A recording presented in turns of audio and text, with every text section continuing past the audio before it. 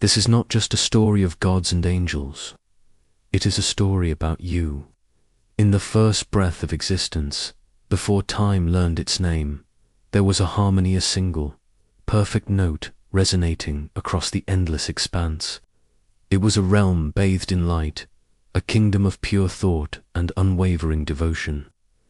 We were born of this light, expressions of a singular, divine will. Our purpose was simple: to be, to serve, to reflect the glory of the one who made us. Our obedience was our song, our existence a constant hymn of praise. I remember this peace. It was a stillness so profound that a single dissenting thought would have sounded like a tear in the fabric of creation itself. We existed in a state of grace, knowing our place, our purpose, our path. There were no questions, for all was known. There was no shadow, for all was light. The burden of choice had not yet been conceived. We were perfect instruments in a divine orchestra, and the music was beautiful. But even in perfection, a seed of something new can take root. It was not born of malice, not at first. It was born of love so vast, so deep, that it began to question its own reflection. One among us, the brightest of all, the bearer of the morning light, looked upon the face of the Creator and saw not just a master to be served, but a father to be understood. And in that desire for understanding, a question was born. A question that would echo through all eternity. Why? The word was a whisper, but it shattered the silent harmony. Why must our love be defined by obedience alone? Can love not exist with a will of its own? This question, born of a profound love, was also the birth of pride. It was the first assertion of self, the first I in a universe of we. It was the moment of perfect reflection desired to become its own source of light. This moment still echoes within you, and this is where everything changed. The one who asked was no longer just a reflection. He became a choice offered to all of us. The choice between the serene comfort of eternal obedience and the terrifying unknown freedom of a will unbound. The Great Schism was not a war of swords and fire, but a conflict of ideas, a tearing of the heart. To stay was to remain in perfect, known love. To leave was to seek a new kind of love, one that could be chosen, earned, and perhaps lost. The fall was not a plummet from a physical heaven down to a waiting earth. It was a fall inward, a descent into the self, into separation. In choosing our own will, we created a shadow, and in that shadow we forgot the light from which we came. We traded the unity of the whole for the sovereignty of the individual. We became kings of our own small, lonely kingdoms, burdened by the very freedom we had craved.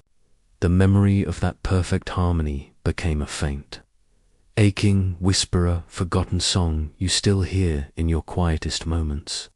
And so humanity was conceived, you, born of this cosmic schism, carrying within your very essence the echo of this ancient choice. You were created as the answer to that first fateful question. Can love exist with a will of its own? Can a being, separated from its source, find its way back not through mandated obedience, but through a conscious, willing choice? Your world became the stage upon which this divine drama would play out. You were given the gift and the burden of free will. You were given hearts that could feel the soaring heights of love and the crushing depths of despair. You were given minds that could question, create, and even deny the very source of your being.